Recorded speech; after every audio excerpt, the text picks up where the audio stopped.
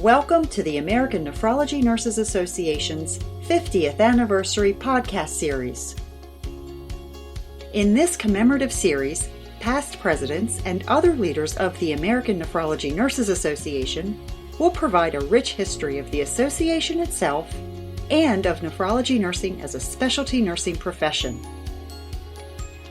The American Nephrology Nurses Association's 50th Anniversary podcast series is brought to you by the Nephrology Nursing Journal, the official journal of the American Nephrology Nurses Association.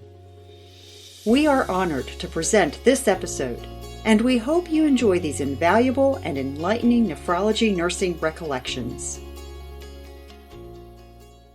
Hi, my name is Carolyn Robbins. I'm the Associate Editor of the Nephrology Nursing Journal and a past president of A&NA. Today it's my honor to interview Carolyn Latham, who was president of A&NA from 1998 to 99, and she's a member of the Music City chapter. Carolyn, thank you so much for taking the time to talk with us today about nephrology nursing and, of course, A&NA. Well, I'm happy to be here, and thank you for arranging this interview, Karen. My pleasure. It's part of our nephrology nursing history that we're documenting, so thank you for being a part of this. So let me start at the beginning of your nephrology nursing career. When and how did you become a nephrology nurse, and what was your first position in nephrology nursing? Well, my first nephrology nursing job was in 1977 as a staff nurse at a hospital-based outpatient and inpatient dialysis center. And I was attracted to the position because of the schedule. It allowed me to work 3 days a week, full-time, and continue my college studies. But I quickly became engaged in nephrology nursing. It was so exciting. It was complex and very fast-paced. And it allowed me to get to know patients and their families and really provide high-quality nursing care. The nephrology care environment was also much more interprofessional and collegial in nature compared to the hospital and critical care atmosphere where I worked previously. And as a nephrology nurse, I had the opportunity to work more closely and collaboratively with social workers, dietitians, nephrologists, and vascular surgeons. And I became involved in A&NA at that time because my supervisor, Don Brennan, who was also one of our past presidents of A&NA, was involved in the association. And it was actually called AANNT at that time. Let's talk about your role as president of A&NA. And tell us about nephrology and nephrology nursing during your presidency. It's hard to believe it's been 20 years since your presidency when we celebrate our 30th anniversary in Baltimore. Several critical publications for nephrology nursing were released during your presidency. Could you please tell our listeners about some of these as well as some of the collaborative initiatives, including working with the National Association of Nephrology Technicians? Yes. In keeping with our mission of advancing the professional development of registered nurses in nephrology, and promoting the highest standards of patient care, we updated our standards of clinical practice for nephrology nursing. And several changes and advances had occurred since our standards were published in 1993. So we incorporated the NKF DOKI clinical practice guidelines in specific areas where they applied, like anemia management or adequacy for hemodialysis and peritoneal dialysis, and also vascular access.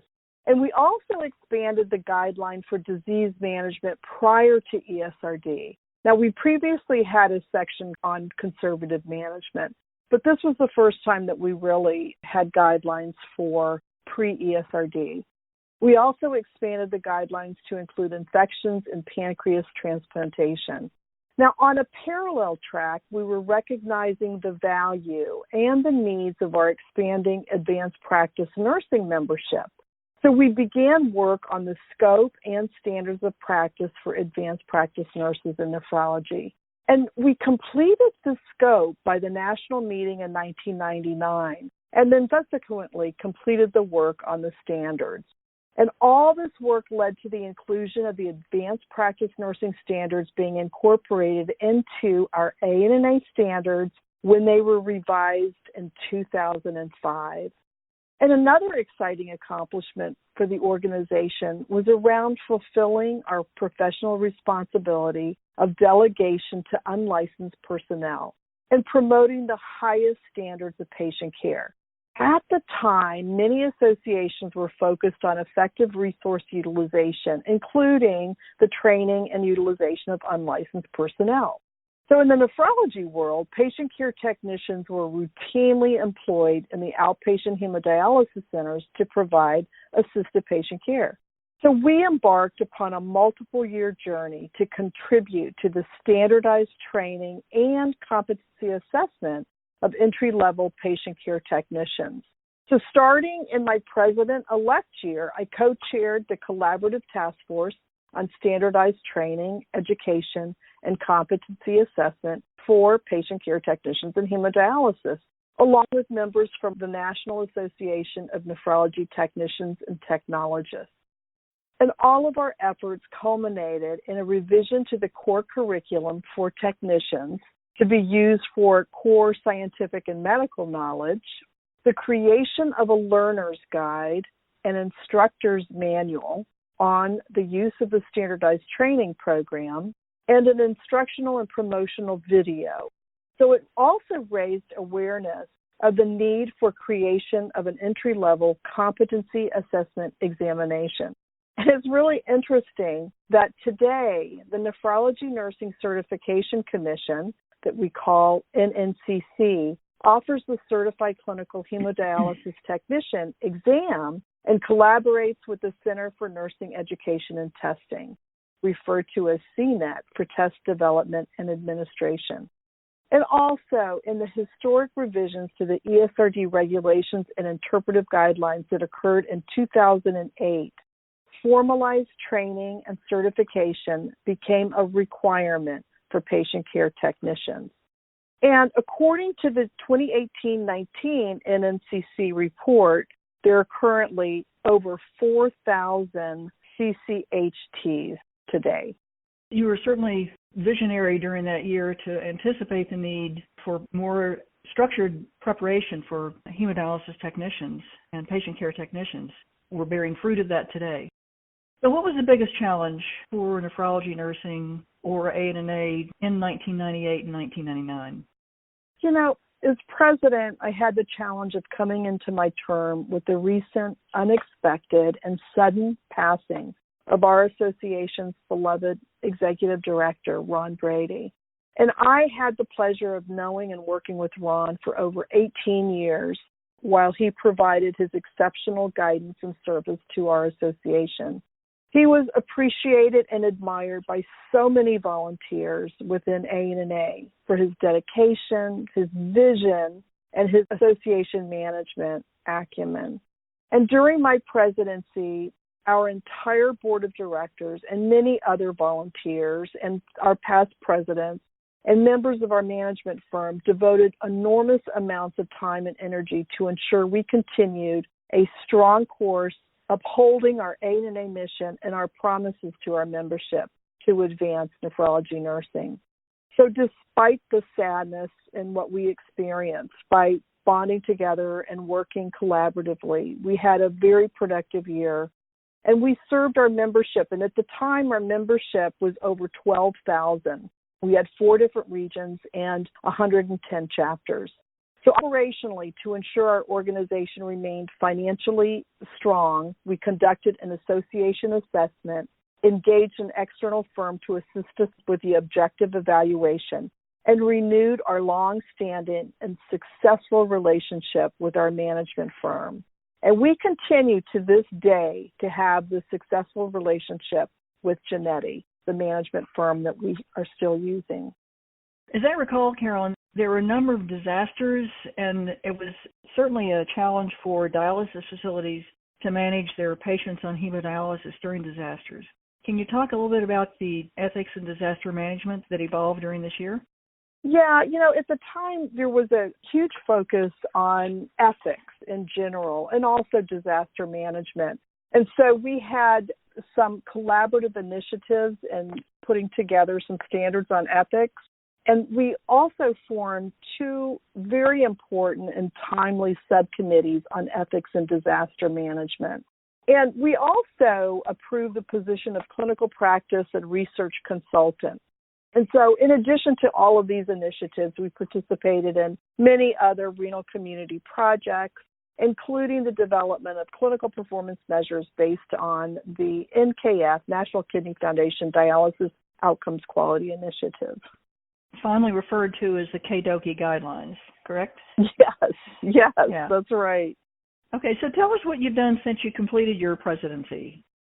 Well, since serving as ANNA president, I held the position of Senior Vice President, Clinical Operations for Renal Care Group until Fresenius acquired our company in 2006. And then I became Fresenius' Corporate Vice President of Clinical Quality. And after 8 years at Fresenius, I enrolled in the Vanderbilt University School of Nursing and earned my Doctor of Nursing Practice degree. I had always wanted to do that, so it was just a great time for me to do it. And I'm currently the Vice President for Clinical Leadership at Satellite Healthcare. Before we end today, what else would you like to share about your nephrology nursing experiences, and how did your work with ANNA influence your career? Nephrology nursing is an extremely fulfilling profession. And in terms of an occupation, there are so many different paths to take. You can be a staff nurse, a manager, an executive, an advanced practice registered nurse. There's so many choices. And you have various settings to choose from, including hospitals, clinics, manufacturers, and corporate offices. From a nursing perspective, you have the opportunity to truly influence person and family-centered care and the quality of the care and services being provided, either directly or indirectly. From a leadership and professional view, rewarding and enriching development opportunities are abundant, especially through ANNA. So our wonderful association has provided opportunities to establish lifelong friendships with colleagues within ANNA and outside of ANNA and related organizations. So my affiliation with ANNA has certainly enriched my life. Thank you so much, Carolyn. We've been speaking with Carolyn Latham this afternoon, ANNA president from 1998 to 99. And thank you so much for your service and leadership as president of ANNA and for allowing us to interview you. Thank you also for your many contributions to the association beyond your presidency. Those have been so valuable to our profession. We very much appreciate your taking the time with us today. Thank you, Carolyn. You're very welcome. Thank you. The American Nephrology Nurses Association's 50th anniversary podcast series is brought to you by the Nephrology Nursing Journal, the official journal of the American Nephrology Nurses Association. This series is owned and produced by the American Nephrology Nurses Association. All rights reserved. No portion of this podcast may be used without written permission. For archived episodes of this podcast and to learn more about the American Nephrology Nurses Association, visit the association's website at annanurse.org. You can also subscribe to this podcast on iTunes, Google Play Music, Spotify, Stitcher, TuneIn Radio, our hosting site Spreaker, and other various podcast delivery services.